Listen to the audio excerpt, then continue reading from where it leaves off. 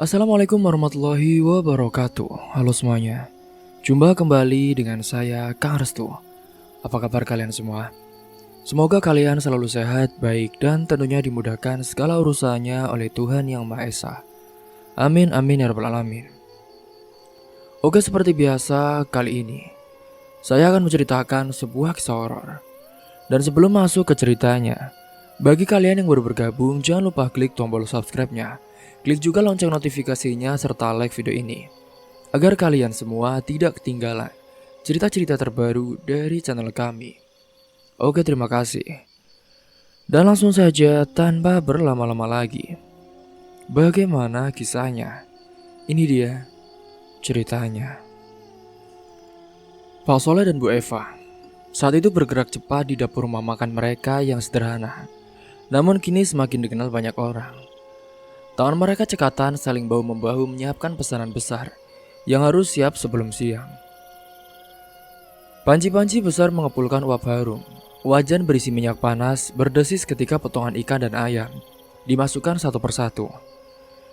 Di sudut lain dapur, aneka bumbu ditumbuk halus dalam cobek besar, menciptakan aroma rempah yang memenuhi ruangan saat itu. Di tengah hiruk-pikuk itu, Pak Soleh mengaduk gulai dalam panci besar. Sesekali mencicipi kuahnya. Ini kurang garam sedikit, Bu. Gumamnya sebelum menambahkan sejumput garam dan mengaduknya kembali. Sementara itu, Bu Eva sibuk mengatur urutan masakan yang harus segera matang. Yang ini dulu, nanti kalau nasi uduknya belum tanak, kita repot sendiri, katanya sambil membuka kukusan besar berisi nasi yang mengepul. Mereka berdua tahu bahwa pesanan ini bukan pesanan biasa. Hari ini, mereka diminta mengisi hidangan untuk acara penting di gedung pertemuan besar di kota. Nama rumah makan mereka saat ini sedang naik daun, dan kesempatan ini bisa menjadi langkah besar untuk semakin dikenal oleh banyak orang. Di ruang depan saat itu, anak sulung mereka, Raka, baru saja selesai menyusun daftar pesanan di buku catatan kecil. Ia menghampiri dapur dan bersandar di pintu, menyaksikan kedua orang tuanya sibuk. Pak, Bu, aku bisa bantu apa? Tanyanya. Pak Soleh menoleh sekilas. Ya udah, kamu ini bantu bungkus-bungkus ini saja ya nak.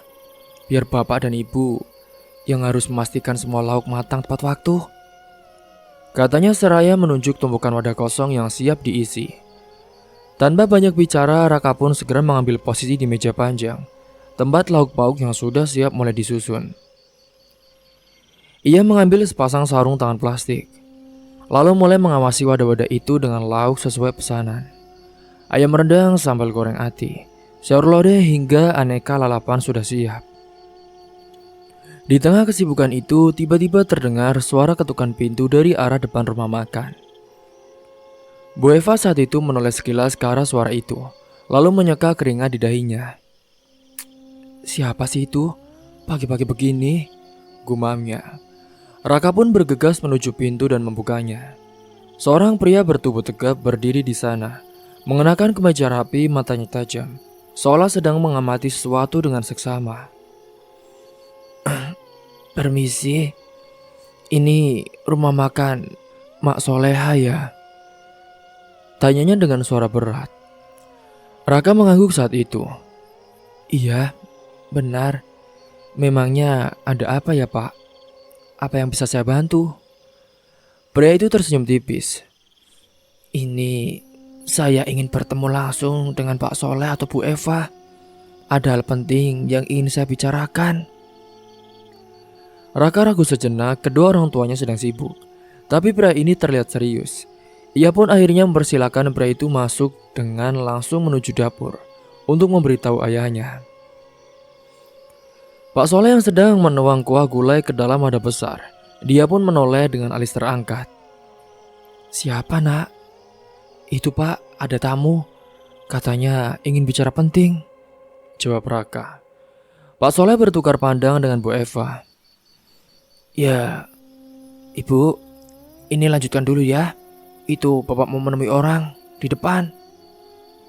Bu Eva mengangguk dan Pak Soleh pun menyeka tangannya sebelum melangkah ke ruang depan. Saat ia tiba di sana, pria itu sudah duduk dengan tenang di salah satu bangku.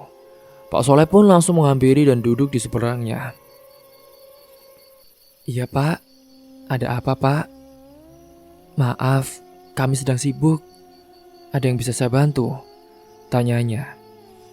Pria itu pun tersenyum kecil, lalu mengeluarkan sebuah kartu nama dari saku kemejanya dan meletakkannya di atas meja.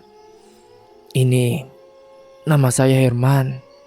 Saya bekerja untuk salah satu restoran besar di kota ini." Pak Soleh mengambil kartu itu dan melirik sekilas, lalu menatap Herman dengan mata penuh selidik. "Oh, iya Pak. Saya sudah lama mendengar tentang rumah makan Bapak. Beberapa kali juga saya mencicipi masakan Bapak juga, Pak. Masya Allah, rasanya luar biasa. Dan saya tahu hari ini rumah makan ini sedang menyiapkan pesanan besar untuk acara di gedung pertemuan." Pak Soleh tetap diam menunggu kelanjutan ucapan dari pria itu. Herman bersandar ke belakang. "Ya, jadi saya ingin menawarkan kerjasama. Kami bisa membantu rumah makan Bapak berkembang lebih besar. Kami juga kan punya jaringan luas, akses ke lebih banyak pelanggan, dan tentu saja modal yang kuat." Pak Soleh menghela nafas pelan. Tawaran seperti ini bukanlah pertama kalinya ia dengar, tetapi ia selalu ragu. Rumah makan ini bukanlah sekedar usaha bagi mereka, tetapi warisan cita rasa yang mereka rawat sendiri selama bertahun-tahun. "Sebelumnya, saya ucapkan terima kasih Pak. Tawaran itu sungguh menarik. Tapi maaf, sepertinya kami masih nyaman dengan kami sendiri." Herman pun tersenyum tipis seolah sudah menduga jawaban itu. "Ya sudah, saya paham. Tapi kalau Bapak berubah pikiran, ini kartu nama saya ada di sana." Tanpa menunggu jawaban lebih lanjut, Herman pun berdiri bangkit dari kursinya. "Ya sudah Pak, saya pamit dulu. Saya tak akan menunggu lama. Semoga sukses." "Ya Pak." "Iya Pak Herman, terima kasih." Bu Eva pun hanya menatapnya sekilas saat ia masuk kembali ke dapur. Siapa Pak?" "Oh, itu orang restoran besar mau menawarkan kerjasama." Bu Eva hanya mendecak pelan. "Kita kan sudah cukup repot dengan pesanan sendiri Pak.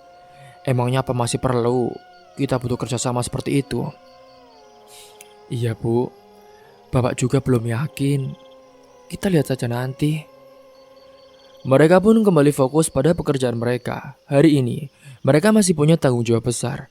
Tapi jauh di dalam hati, Pak Soleh merasa ada sesuatu yang belum selesai saat itu. Singkatnya, mereka pun akhirnya menyelesaikan seluruh pesanan dengan tepat waktu. Begitu semua makanan terbungkus rapi dalam wadah-wadah besar. Raka bersama beberapa pegawai membantu mengangkatnya ke dalam mobil bak terbuka yang sudah disewa sejak pagi. Bu Eva memastikan semuanya tidak ada yang tertinggal, mulai dari lauk pauk hingga peralatan makan yang akan digunakan di tempat acara. Sementara Pak Soleh dengan wajah serius tapi puas, mengecek satu persatu daftar menu yang mereka siapkan. Ini adalah acara besar, dan ia tidak ingin ada kekurangan sedikit pun. Begitu semua siap, mereka berangkat ke gedung pertemuan yang jaraknya tidak terlalu jauh dari rumah makan. Sepanjang perjalanan, Bu Eva duduk dengan tangan terlipat di pangkuannya, sedikit cemas. "Semoga semuanya berjalan lancar ya Pak. Amin." Pak Soleh yang duduk di samping supir, dia pun menoleh ke arahnya dengan senyum menenangkan. Hingga singkatnya saat tiba di gedung pertemuan, suasana sudah sangat ramai, para tamu berpakaian rapi. Berbincang-bincang, ada juga beberapa panitia yang tampak sibuk mengatur acara. Beberapa pegawai dan dari gedung membantu mereka menurunkan makanan dan mengarahkannya ke area prasmanan yang telah disediakan. Begitu hidangan mulai disusun, aroma lezat langsung memenuhi ruangan. Nasi uduk dengan taburan bawang goreng, rendang yang menggiurkan dengan warna coklat keemasan, serta ayam bakar dengan bumbu meresap sempurna. serta berbagai hidangan lain yang menggoda selera saat itu. Raka dan seorang pegawai, Iwan, ditugaskan untuk berjaga di area prasmanan, memastikan tamu yang mengambil makanan bisa dilayani dengan baik. Tak butuh waktu lama sebelum prasmanan itu diserbu oleh tamu-tamu yang penasaran dengan masakan dari rumah makan mereka. Seseorang di antara mereka pun, seorang pria berkemeja batik dengan kacamata tebal, mengambil sepiring nasi uduk dan mencicipi sedikit lauknya. Seketika matanya berbinar. "Wah, siapa yang masak ini?" tanyanya pada Raka. Raka tersenyum sopan. "Oh, ini masakan dari kami, Pak. Dari rumah makan Soleha, milik orang tua saya." Pria itu pun mengangguk penuh kesan. "Wah, luar biasa rasanya. Rendangnya empuk, bumbunya pas. Nasi uduknya juga wangi sekali. Saya baru pertama kali mencicipi. Langsung ketagihan." Beberapa tamu lain pun yang mendengar itu ikut berkomentar. "Iya, saya juga suka sambal goreng hatinya. Gurih, pedasnya pas."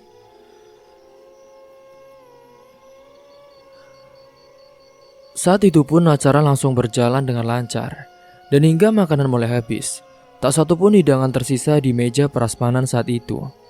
Hampir semua tamu memuji kelezatan masakan dari mereka. Ketika semuanya selesai dan mereka kembali ke rumah makan, malam sudah mulai larut. Pak Soleh memarkir mobil dengan hati lega.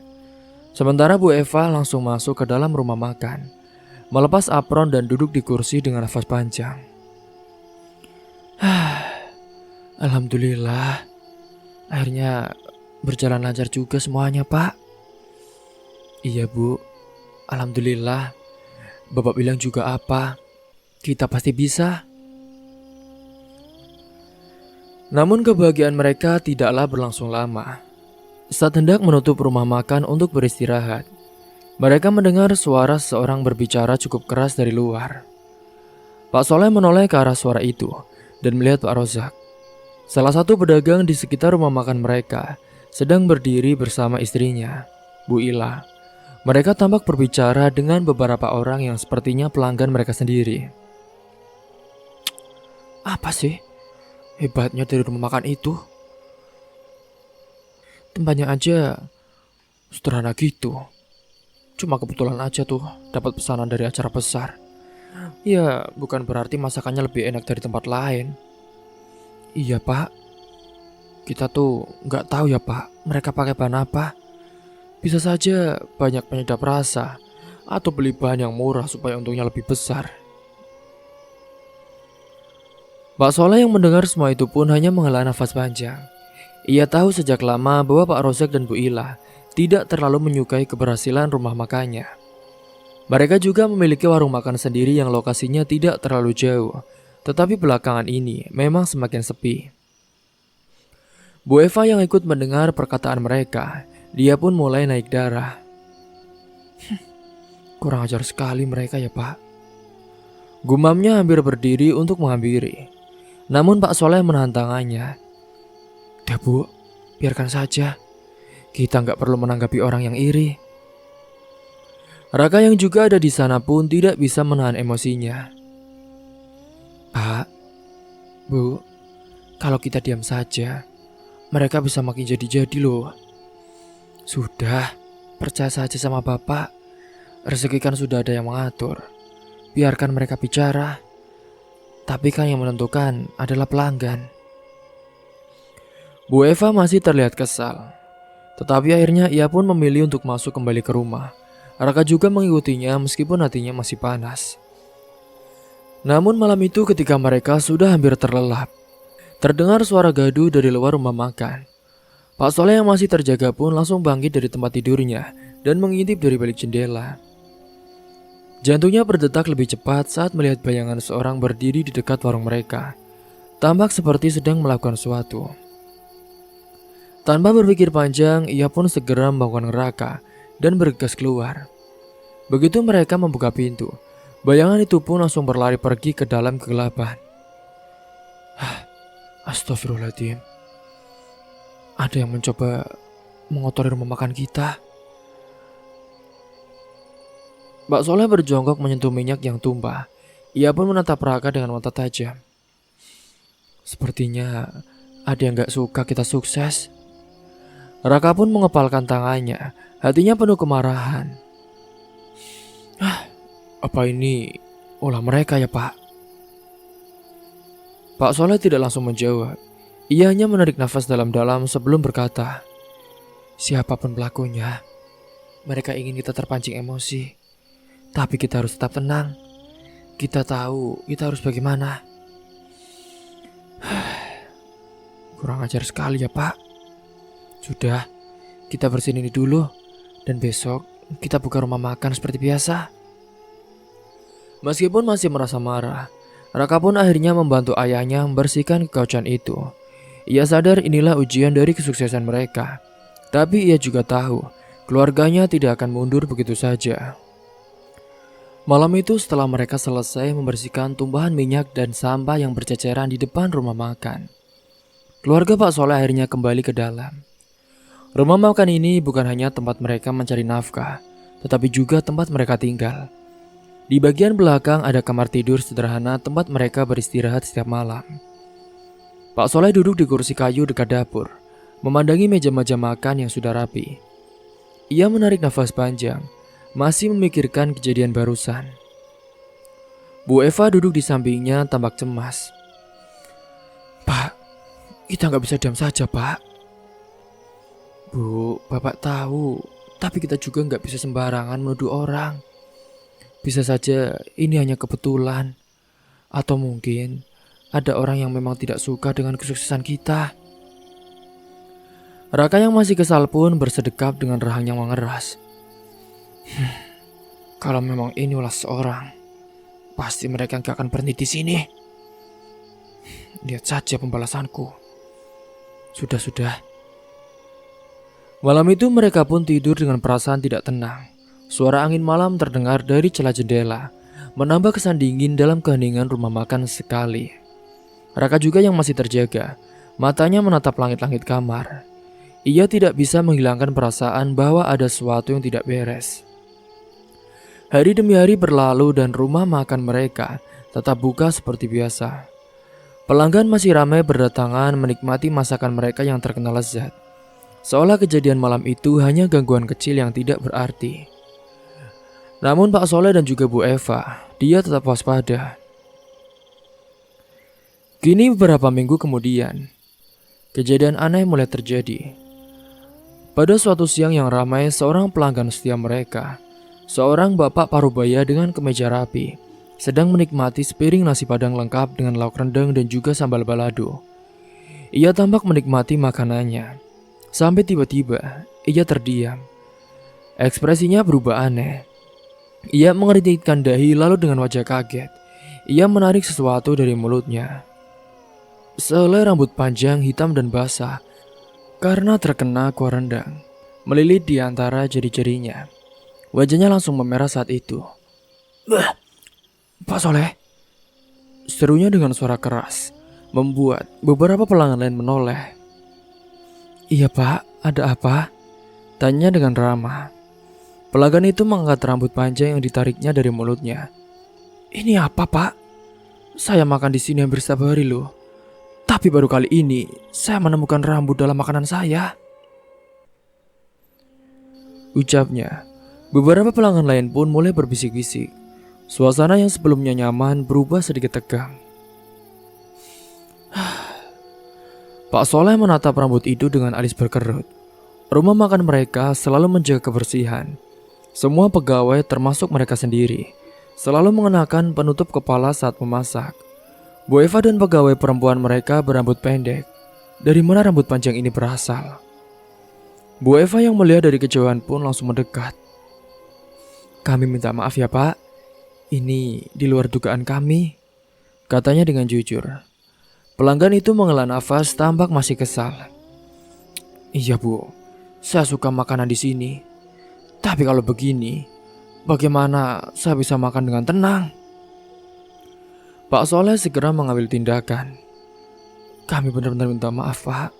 Sebagai gantinya, makanan Bapak ini gratis. Dan kami akan lebih teliti lagi ke depannya. Meski tampak kesal, pelanggan itu pun akhirnya mengangguk. Baiklah Pak, saya harap ini tidak terjadi lagi. Namun kejadian itu tidaklah berhenti di situ. Sehari setelahnya, seorang ibu muda yang datang bersama anaknya juga melaporkan hal yang aneh. Saat ia meneguk es teh manis pesanannya, ia tiba-tiba mengernyit dan segera meludah ke dalam tisu. Pak, ini kenapa es tehnya pahit ya? Tanyanya dengan heran. Pak Soleh pun segera mencicipi sedikit dari gelas yang masih penuh itu. Ia juga merasakan hal yang sama. Es teh itu terasa aneh, pahit seperti ada sesuatu yang dimasukkan ke dalamnya. Padahal mereka selalu menggunakan teh berkualitas terbaik. Bu Eva pun langsung mengambil teko berisi es teh yang digunakan untuk mengisi gelas-gelas pelanggan. Ia mencium aromanya, lalu mencicipinya sedikit. Ekspresinya pun langsung berubah saat itu. Ini bukan teh yang biasanya kita buat ini. Ini seperti ada yang sengaja mencampurkan sesuatu nih. Pak Soleh menatapnya lalu menoleh ke arah dapur. Siapa yang menyiapkan es hari ini? Siapa? Para pegawai mereka pun yang mendengar kejadian itu mulai saling memandang satu sama lain. Semua yang bertugas di dapur itu adalah orang-orang kepercayaan mereka. Tidak mungkin ada yang iseng mencampurkan sesuatu ke dalam minuman. Raka pun yang ikut mendengar semakin curiga saat itu. Ini sudah kejadian kedua dalam seminggu ya Pak. Aku yakin pasti ada yang mencoba menjatuhkan rumah makan kita. Pak Soleh terdiam sejenak. Ia tahu anaknya mungkin benar, tapi ia tidak bisa menuduh siapapun tanpa bukti. Beberapa hari kemudian, kejadian yang lebih mengerikan pun terjadi. Seorang pelanggan wanita yang sedang makan di salah satu meja di depan tiba-tiba berteriak kecil dan menjatuhkan gelasnya hingga pecah. Semua orang langsung menoleh ke arahnya. Astagfirullahaladzim, lihat ini. Dengan tangan gemetar, ia menuju ke dalam gelas es jeruk yang ia pesan. Di dasar gelas itu ada sesuatu yang mengambang. Itu adalah seekor cicak mati. Bu Eva menutup mulutnya dengan tangan, nyaris tidak percaya dengan apa yang ia lihat. Beberapa pelanggan lain pun juga mundur dengan ekspresi yang jijik. Pak Soleh segera menghampiri dan mengambil gelas itu dengan hati-hati. Ia merasa ada sesuatu yang benar-benar tidak beres. Ini bukan sekedar ketidaksengajaan. Ada yang sengaja melakukan ini. Pelanggan itu pun yang masih gemetar. Bagaimana bisa Pak? Kok bisa ada cicak di dalam minuman saya? Bu Eva yang masih shock pun langsung meminta maaf. Ya Allah, kami minta maaf Bu. Kami benar-benar tidak tahu bagaimana ini bisa terjadi. Kami pastikan Bu, semua bahan yang kami gunakan bersih. Saat itu pelanggan yang lain pun yang mendengar itu, mereka semua mulai khawatir. Kalau begini sih, harus hati-hati nih kalau makan di sini. Apa jangan-jangan kualitas rumah makan ini menurun ya? Iya kali Bu. Pak Soleh merasa ada yang mencengkram hatinya dengan kuat. Ia tidak bisa membiarkan ini berlanjut. Setelah pelanggan itu pergi, ia pun langsung memanggil seluruh pegawai ke dapur. Semuanya, sini. Apakah ada yang bermain kotor di sini? Siapa yang melakukan ini? Tidak mungkin ini hanya kebetulan. Semua diam, tidak ada yang menjawab, karena mereka semua merasa tidak ada yang melakukan. Mulai besok, kita akan lebih waspada. Saya akan cek semua bahan sendiri dan kita harus memastikan tidak ada yang bisa masuk ke dapur tanpa izin. Ucap Pak Soleh menambahkan. Mereka semua tahu rumah makan ini sedang dalam bahaya, tapi mereka juga tahu mereka tidak bisa mundur begitu saja. Ada seorang di luar sana yang ingin menjatuhkan mereka, dan mereka harus menemukan siapa pelakunya sebelum mereka terlambat. Kini singkatnya, berhari-hari demi hari rumah makan yang biasanya ramai, kini berubah drastis. Sudah memasuki minggu ketiga sejak kejadian-kejadian aneh itu terjadi. Dan setiap harinya semakin jelas bahwa ada sesuatu yang tidak beres. Biasanya setidaknya ada beberapa pelanggan yang datang untuk makan siang ataupun membeli bungkus. mengingat lokasi rumah makan mereka yang strategis di pinggir jalan raya utama. Namun sejak pagi tadi tak ada satupun pelanggan yang mampir. Pak Soleh yang duduk di kursi dekat kasir memandang keluar dengan pandangan kosong. Biasanya suara kendaraan yang berhenti di depan rumah makan itu menjadi musik keseharian mereka. Tapi hari ini jalanan terasa lebih sepi dari biasanya. Tidak ada orang yang menoleh ke arah rumah makan mereka. Seakan-akan tempat itu tidak lagi menarik perhatian siapapun. Raka yang duduk di salah satu meja makan mengetuk-ketukkan jarinya ke permukaan kayu dengan gelisah. Gimana nih Pak? Warung semakin sepi. Dari kemarin-kemarin loh, pelanggan semakin berkurang. Hari ini benar-benar kosong. Bu Eva keluar dapur dengan tangannya masih sedikit basah karena baru saja mencuci beberapa peralatan. Ia melihat ke arah pintu, berharap ada orang yang masuk, tapi ternyata tetap tidak ada siapapun. Wajahnya terlihat cemas. Dulu waktu awal-awal buka, kita masih ada pelanggan meskipun sedikit. Tapi sekarang, bahkan yang biasa mampir pun sudah menghilang. Kita sabar saja, Bu. Baru saja ia mengatakan itu, sebuah mobil sedan hitam melaju pelan dari kejauhan, kemudian melambat di depan rumah makan mereka. Dari balik kaca, seorang pria yang tampak seperti pengendara perjalanan jauh pun menoleh, seolah berniat mampir untuk makan. Melihat itu pun harapan muncul di wajah Bu Eva dan juga Raka. Namun yang terjadi selanjutnya membuat mereka semakin bingung. Pria di dalam mobil itu tiba-tiba mengernyit. Ekspresinya berubah seketika. Ia menatap rumah makan mereka dengan ragu.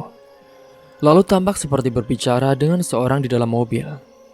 Setelah beberapa detik, tanpa membuka pintu ataupun menurunkan kaca, mobil itu langsung melaju kembali meninggalkan rumah makan mereka begitu saja. Loh, kok nggak jadi mampir? Kenapa ya? Pak Soleh bangkit dari kursinya ikut melangkah mendekati pintu. Matanya menyipit berusaha mencari jawaban dari kejadian aneh itu. Sepertinya dia melihat sesuatu. Bu Eva yang merasa ada yang tidak beres. Apa mungkin ada sesuatu di depan rumah makan kita, Pak, yang membuat orang-orang enggan masuk? Sudahlah, Bu. Bapak capek. Bapak mau istirahat dulu. Sementara saat itu Bu Eva dan Raka, mereka langsung melangkah keluar. Pandangan mereka menyapu seluruh bagian depan rumah makan. Dari segi kebersihan tidak ada yang aneh. Mereka selalu menyapu dan mengepel setiap pagi. Tidak ada sampah yang berserakan ataupun kotoran yang mencolok. Tapi saat Raka melangkah lebih jauh ke tepi jalan, matanya tertuju ke arah rumah makan mereka sendiri. Semuanya baik-baik saja kok, Bu. Iya, Rak. Ibu juga bingung. Gini singkatnya. Setelah malam harinya, rumah makan tetap sepi hingga tutup. Saat itu Pak Soleh bersama dengan Bu Eva memutuskan untuk mengajak seorang kenalan lama, yaitu Pak Darman. Seorang pria tua yang dikenal memiliki pengetahuan tentang hal-hal di luar nalar atau berhubungan dengan seperti ini.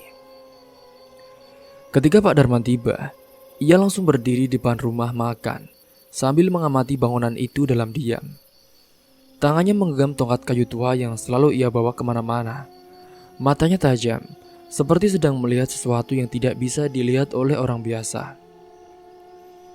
Setelah beberapa saat, ia berbalik dan menatap Pak Soleh dengan serius.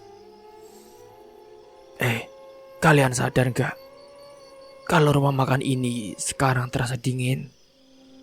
Pak Soleh, Bu Eva, dan Raka saling bertukar pandang. Dingin? Tadi siang panas loh, Pak, seperti biasa. Ya bukan dingin biasa. Ada hawa yang gak wajar di sini, dan ini bukan hawa yang baik. Maksud Bapak? Pak Darman menarik nafas panjang saat itu. Jadi, ada sesuatu yang mengganggu rumah makan kalian. Sesuatu yang membuatnya tampak berbeda bagi orang luar. Karena ini ada kiriman yang membuat warung kalian sepi. Itu juga kenapa mereka-mereka yang dari luar tidak mau masuk. Dan ketika melihat warung Anda itu terlihat seperti warung yang kotor, angker, dan sebagainya. Mereka melihat rumah makan ini seperti bangunan kosong yang terbengkalai. Tapi siapa yang bisa melakukan hal seperti ini, Pak? Saya jamin orang itu pasti ingin kalian hancur. Bu Eva menutup mulutnya. Matanya mulai berkaca-kaca. Jadi, ini memang perbuatan seorang. Pak Darman mengangguk. Ya, aku bisa pastikan. Namun aku tidak bisa memastikan siapa pelakunya. Tapi yang jelas, ini bukan kebetulan. Ada niat jahat yang sedang bekerja di sini. Pak Soleh mengepalkan tangannya. Tapi Pak, apa kita bisa mengembalikan rumah makan kita seperti semula? Bisa. Tapi kalian harus bisa menghadapi kemungkinan terburuk. Karena kalau ini benar-benar perbuatan orang yang tidak suka dengan kalian, mereka mungkin tidak akan berhenti sampai di sini. Malam itu untuk pertama kalinya sejak mereka membuka rumah makan, mereka merasakan ketakutan yang belum pernah mereka rasakan sebelumnya. Mereka tidak hanya berhadapan dengan persaingan bisnis biasa, mereka sedang berhadapan dengan sesuatu yang jauh lebih gelap dan juga berbahaya. Malam itu setelah mendengar penjelasan dari Pak Darman, Pak Soleh merasa ada sesuatu yang mengganjal dalam pikirannya. Ia duduk termenung di kursi kayu dekat kasir. Matanya menatap kosong ke meja-meja makan yang tertata rapi, namun tak tersentuh. Rumah makan yang dulunya penuh dengan tawa dan obrolan pelanggan, kini terasa sunyi, dingin, dan seakan tak berjiwa. Nanti, kalau pembersihan dilakukan, pasti akan ada reaksi. Biasanya, kalau yang melakukan ini memang punya niat jahat, mereka nggak akan diam saja. Mereka akan merasa terganggu dan mungkin akan melakukan sesuatu yang lebih buruk. Pak Soleh mengepalkan tangannya di atas meja. Dalam hatinya ia punya satu dugaan kuat tentang siapa yang mungkin ada di balik semua ini. Dia adalah Pak Rozak. Sejak rumah makan mereka mulai berkembang pesat, Pak Rozak dan istrinya Bu Ila memang semakin jarang berbicara dengan mereka. Padahal dulu ketika usaha mereka berdua masih sama-sama kecil, mereka sering bertukar bahan makanan dan sekali mengobrol tentang bisnis. Namun ketika rumah makan Pak Soleh mulai ramai dan mendapat perhatian banyak orang, Pak Rozak mulai berubah. Dulu warung milik Pak Rozak memang sudah lebih dulu berdiri. Lokasinya tak jauh dari rumah makan Pak Soleh, hanya beberapa ruko di sebelahnya. Namun meski lebih lama berdiri, pelanggan Pak Rozak tidak sebanyak dulu sejak rumah makan Pak Soleh semakin dikenal. Pak Soleh awalnya tidak terlalu memikirkan itu. Ia percaya bahwa rezeki sudah diatur. Namun pagi harinya, Pak Darman yang kembali datang bersama seorang lelaki tua lain yang dipanggil Mbah Wiryo. Lelaki itu tampak lebih pendiam, dengan tatapan tajam yang terasa seakan mampu menembus segala sesuatu yang tak kasat mata. Tanpa banyak bicara, Mbah Wiryo langsung berkeliling ke rumah makan, memejamkan mata sejenak di beberapa sudut, lalu mengangguk kecil. Setelah beberapa saat, ia kembali berdiri di tengah ruangan dan menatap Pak Soleh. Sepertinya ada yang meletakkan sesuatu di tempat ini. Maksudnya apa ya, Mbah? Apa bagaimana? Mbah Wiryo berjalan ke salah satu sudut dekat dapur, lalu jongkok dan mulai mengais-ngais dengan jarinya di lantai. Beberapa detik kemudian, ia mengeluarkan sesuatu yang membuat mereka semua merinding. Segenggam tanah bercampur dengan bulu ayam hitam, dan beberapa helai rambut ada kertas kecil yang sudah menguning terselip di dalamnya, dengan tulisan yang sulit dibaca karena hampir pudar. Ya Allah, ini apa? Ini bukan sesuatu yang baik, Bu Eva. Ini sepertinya yang buat tempat ini terasa berbeda. Dan singkatnya, setelah pembersihan selesai, Pak Soleh duduk di beranda depan rumah makan, menatap jalan yang mulai lenggang. Ia tahu jika ini benar perbuatan Pak Rozak, maka orang itu pasti akan menyadari bahwa rumah makan mereka sudah dibersihkan. Dan jika dugaan Pak Darman benar, maka Pak Rozak mungkin tidak akan tinggal diam. Pak Soleh mengepalkan tangannya, ia tidak akan membiarkan siapapun menghancurkan apa yang sudah ia bangun dengan susah payah. Namun ia juga tahu bahwa malam ini, dan mungkin beberapa hari ke depan, adalah awal dari sesuatu yang lebih besar. Sesuatu yang akan menguji keberanian mereka. Jadi siapa dalang dibalik semua ini? Sampai di sini dulu kisahnya. Tunggu kelanjutannya di part selanjutnya. Mungkin itu saja yang dapat saya sampaikan. Kurang lebihnya mohon maaf apabila ada salah kata ataupun ucapan yang kurang berkenan bagi kalian semua. Sampai jumpa di cerita selanjutnya. Akhir kata, wassalamualaikum warahmatullahi wabarakatuh.